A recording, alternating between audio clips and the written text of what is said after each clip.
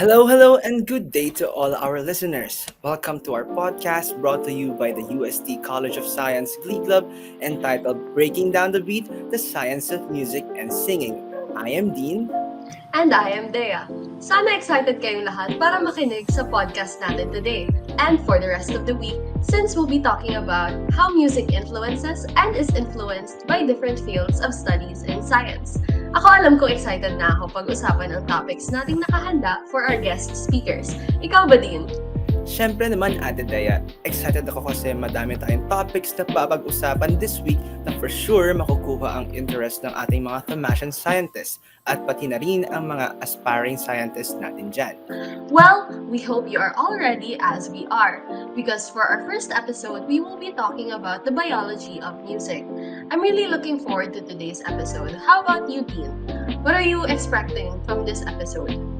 For me, Ate Dea, I'm hoping to get a glance at the anatomy and physiology of the body while singing, as well as some tips on how to use our singing voices properly. We're definitely going to get into all of that, Dean. So, dear listeners, ready na ba kayo for today's episode? Alam kong excited na kayong makinig, but first, Ate Dea, let us introduce our speaker for today. He was a former member of the College of Science Glee Club and is now a professor of the Department of Biological Sciences and the organization's current advisor. Let's all welcome Mr. 𝑗ose B. Garcia, MD. Hello guys, good day everyone, and sa lahat ng mga nakikinig po sa atin, magandang araw sa inyong lahat, magandang umaga Dea, or magandang hapon, umaga, gabi Dea and Dean, and thank you so much for having me here. Hello po, Doc. Kamusta po? Kamusta naman po today, tonight, tomorrow? Okay, so I'm doing pretty well, and I hope that our listeners will learn something from our talk for today's topic, which is about the biology of singing. Yes, thank you po, Doc, for agreeing to speak on today's episode. We can't wait to learn a lot from you. First, Doc, can we ask about your background in music and singing? Okay, so hello everyone. I am again your speaker for this afternoon, morning or evening. I'm Dr. 𝑗ose Garcia. So basically, I took up my bachelor's degree at the University of Santo Tomas College of Science. And I graduated last 2014, and I became part of the UST College of Science Glee Club. Basically, I'm tenor 2, and then when I entered medical school, I didn't join the medicine Glee Club because of some conflicts, because I still have my love for the UST College of Science Glee Club. So instead, I was recruited by our current conductor, Carl Elmore Facto, to the Los Cantantes de Manila. So I am still a member of the Los Cantantes de Manila, which is one of the award-winning choral groups in the Philippines. And I am a tenor 1 of the Los Cantantes de Manila. Thank you for sharing us with that, Doc. And Doc, that's so much milestone para sa singing pa lang ha. And Doc, how did you reconcile your love for both biology and music? Did studying biology help you understand music more po?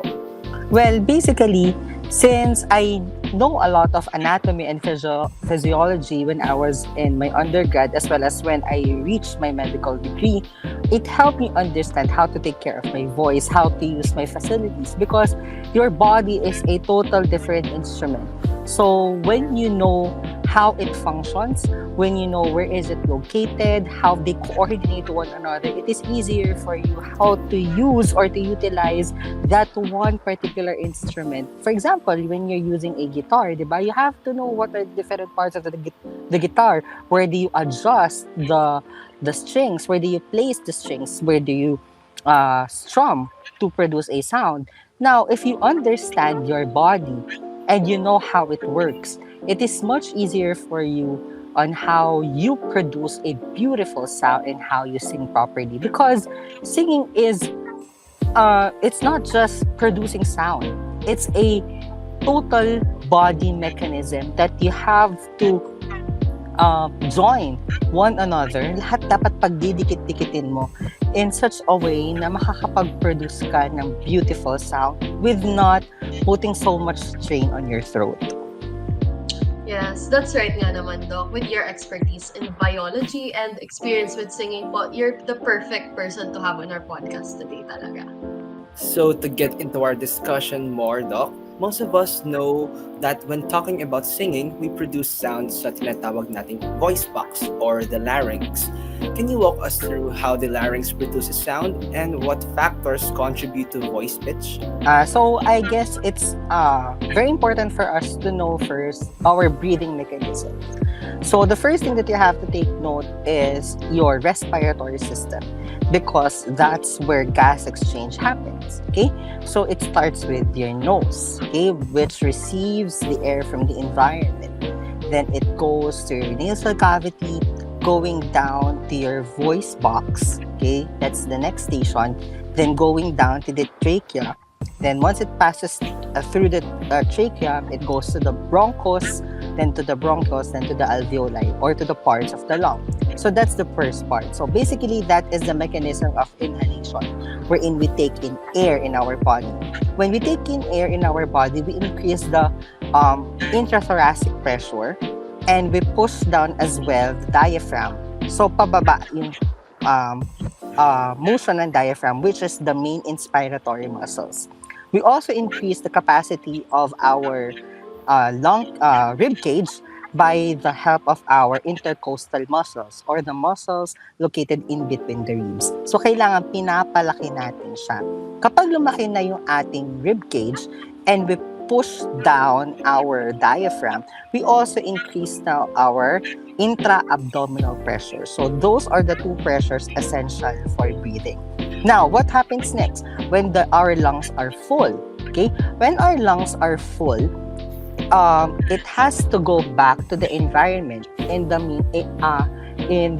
mechanism of expiration. Now, during expiration, that's the time where your voice box or your larynx function. So your larynx is the most important part in our body responsible for sound production.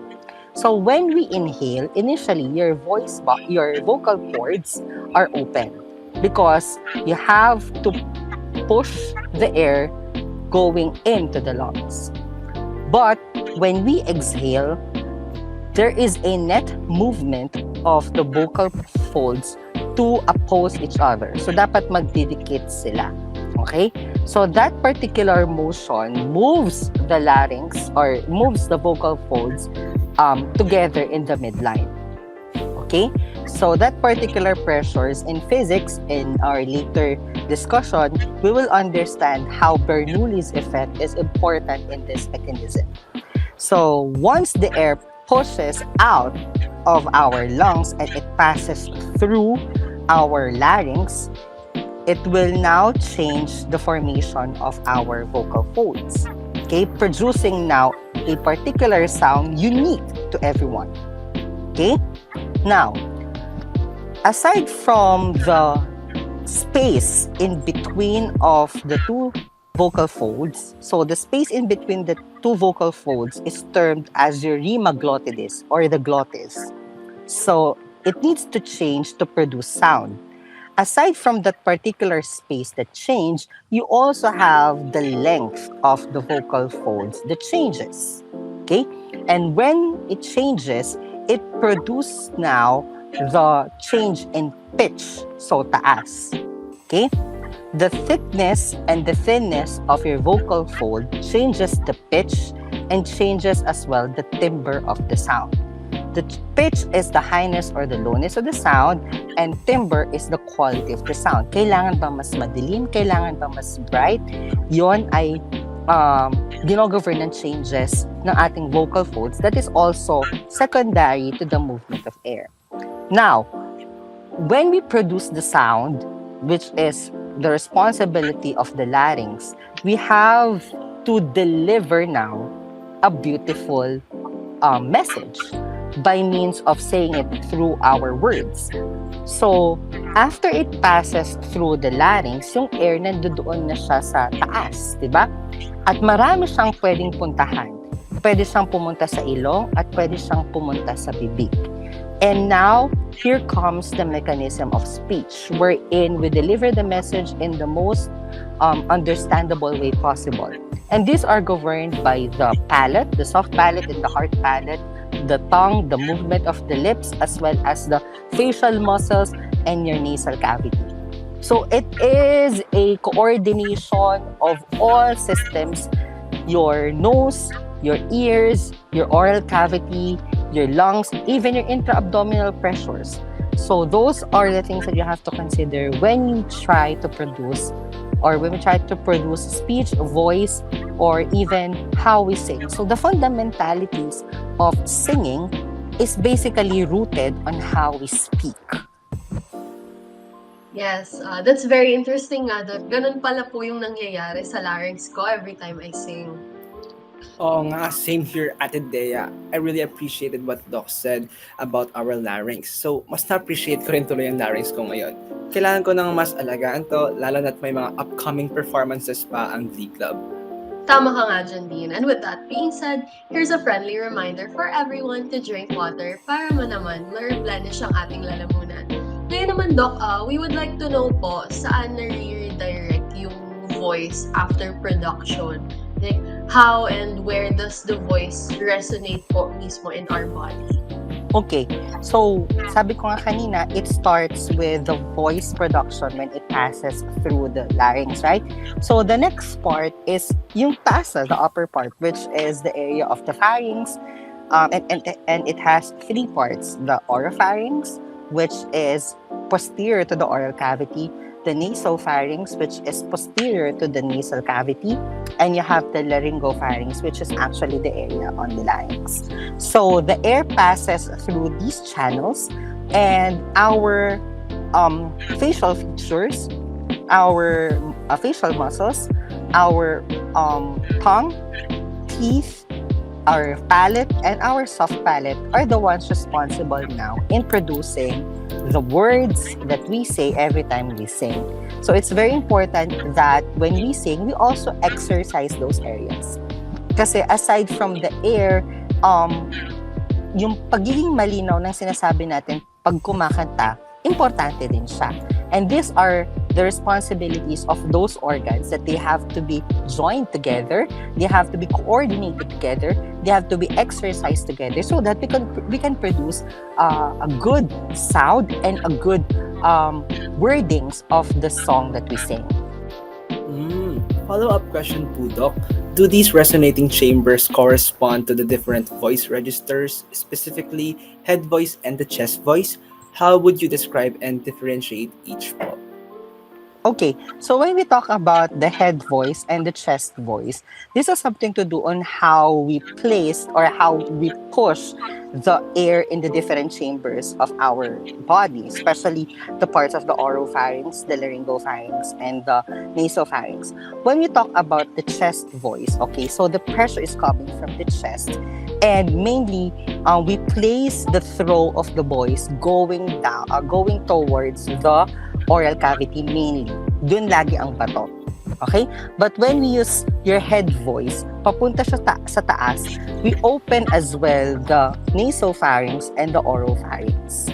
Okay? So, doon papunta sa taas kapag head voice. And more so, other than the movement of the air, it's mainly the positioning of the larynx. When we do head voice, we position the larynx in such a way na we stretch it and we push it down. Okay? Para kang nagyoyon. Because you create some space on your palate as well as in the area of your nasopharynx. But when we do chest, sometimes ang tendency mag-move up yung ating larynx. That's why ang bato niya is going towards the oropharynx or papunta sa oral cavity. Wow, those are such amazing facts, Doc. At ngayon ko lang nagets ng in-depth yung mga head voice and chest voice. Yeah, nakaka-fascinate talaga. At totoo nga yung sinasabi nilang your voice is an instrument. That's why for our next question po, Doc, can you give us po like tips on how to use our singing voice properly and more effectively? So the first thing that you have to do when singing is you have to practice breathing. Technique in breathing and support is very important. Sabi natin kanina, the first part of speech and singing is how you push the air out and how you take air. Okay? So, kaya kapag nagtitraining tayo sa CSGC, the first thing that we have to do is breathing exercise. Because we want to make sure that we expand our lungs adequately, we push down our diaphragms, and we also use our abdomen to support our breathing. Ano nga ba yung mga muscles na nagsusupport ng ating breathing? So we have the thoracic area, okay? We have the thoracic muscles involving in the support, which is responsible for the movement of the lungs. And we have the abdominal muscles, okay? So kailangan na-engage din natin yung mga abdominal muscles. But aside from the abdominal muscles, mind you, you also use your pelvic muscles or the pelvic floor because that is the base of the abdominal cavity. So it should also be a support when you breathe. Okay? So that's the first thing when you have to protect your when you have to practice your breathing exercises. And then we try to regulate the movement of our breathing through counting, di ba? Initially, we try to hold our breathing and support our breathing. Magsa-start ka sa 10 seconds, 15 seconds, and then we increase it day by day up until such time that you get a hold on how you support your breathing. So that's the first part. And the next one is you have to vocalize, okay? You have to vocalize properly because these are muscles. And when we exercise, di ba, we do some stretching. We do some warm-ups. So our vocal cords as a muscle, they also need vocal warm-ups. Okay? So we do scalars, we do arpeggio, and those are the exercises essential before we reach high notes and go deeper to the low notes. Okay? So we come into play doon sa mga breathing exercises as well as those essential vocalizations. So we start to stretch them from low notes up until such time that we're able to reach high notes. So it's a long process. Hindi siya isang araw ay magagawa yung mga kagandahan sa pagkuha ng matataas na nota. Hindi siya overnight. It is an exercise, it is a drill that you have to do constantly. And I always remind my singers, especially you guys, CSGC, to vocalize regularly. Because that's the only way to make sure that your voices are actively doing its job to sing properly. Okay? So vocalization and breathing exercises are very important. Okay? Doing scalars, as well as aside from vocalization with scales and arpeggios, you can also perform facial exercises. Okay? Facial exercises are also very critical. Why? Because facial muscles are helpful in how you produce the words that you say when you sing. So these are very critical things that you have to do to make sure that you sing properly. Okay? You have to use your instruments properly. And by doing these exercises, we make sure that you will not strain your vocal cords. Those are really helpful tips po, Doc, especially coming from you po as our advisor and with your extensive singing background. Feeling ko po mas makakanta na ako ng maayos and ma-apply ko po talaga to as a member of CSGC. Same here, Ate Dea. Pero to follow lang po, Doc, are these exercises for the voice that we can practice para mas maprotektahan po namin yung voice box namin? Like, mas nakakapagod po ba or hindi naman masyado? Hindi siya nakakapagod sa lalamunin, to be honest eh. Nakakapagod siya sa buong katawan. Yun yung laging sinasabi sa amin ng conductor namin, which is also your visiting conductor in CSGC, si Sir Darwin Vargas, our conductor in LCDM. He always say na the pagod, it's not on the throat. The pagod is physically. All throughout your body, nakakapagod siya. If you're doing it correctly, pagod ang katawan mo pero hindi ang lalamunan. Because all the support of your muscles should be held together to make sure that you're singing properly. That's why you need those exercises. Sometimes jogging could also be could also be a drill to help you engage your respiratory capacities. So, sometimes, nung CSGC member pa ako, sinasabi namin, dapat may day kayo na magja-jogging kayo as a group.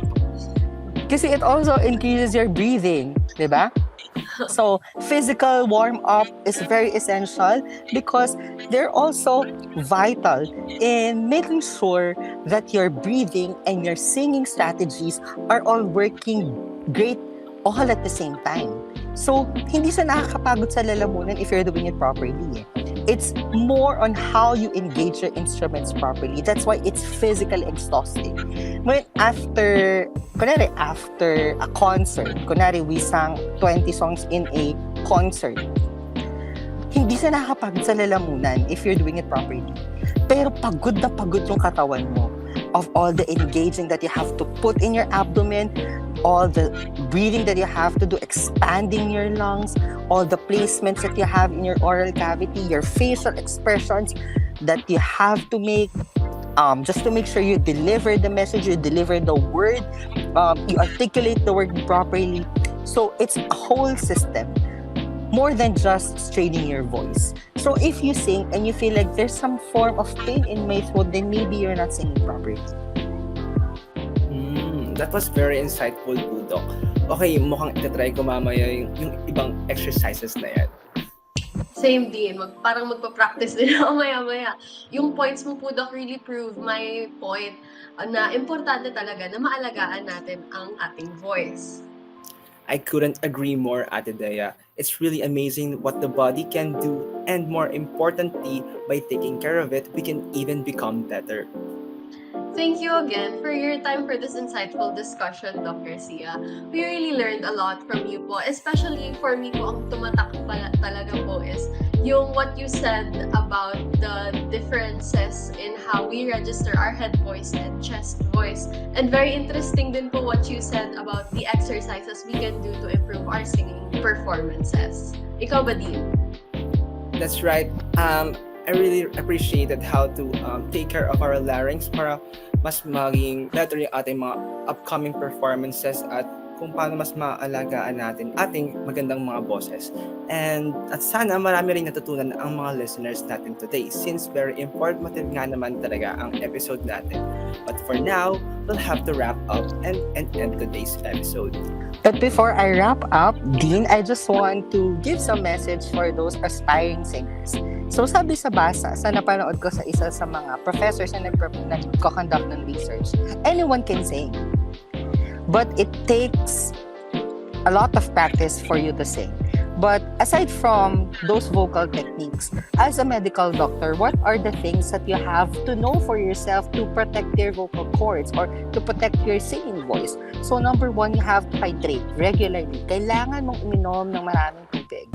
Because you want to make sure that your body is hydrated, your oral cavity is hydrated, your airways are well hydrated, and they are secreting mucus so that they could lubricate properly. Okay? So, kapag ang katawan natin ay well hydrated, ang mga cells sa katawan natin nagpo-produce din sila ng mucus to make sure that the area of your vocal cords are well lubricated. Okay? Number two, you have to eat healthy because you have to make sure that your body is strong. Your immune system is strong because your airway is vulnerable to infections. So you have to make sure that your body is strong at hindi magkakaroon ng infection dun sa area na yun. Number three, practice. Okay? Practice your singing, practice your hearing. Okay? Ang singing, hindi lang siya dapat kung paano ka kumanta. Most importantly, in choral singing, you have to practice your ears as well. Listen sa katabi mo. Okay? Because you have to blend as a unit. Okay? You are one group singing together, so you have to practice your ears. Listen sa katabi mo. Okay? Dapat maging parehas ang timbre ninyo, hindi magkakaroon ng kakaibang tunog. Okay? Because that's very important. That particular skill is very important. Number three, exercise. When you exercise, you also increase your lung capacities. So you boost your immune system, you increase your lung capacity, so you need to exercise. And last, avoid vices. avoid vices that could damage your voice box, such as cigarette smoking and drinking alcoholic beverage. And then, some, avoid din natin yung mga dairy products and too much sweets, okay? Because dairy products, they are acidic in nature. They might trigger acid and they might go to your larynx, okay?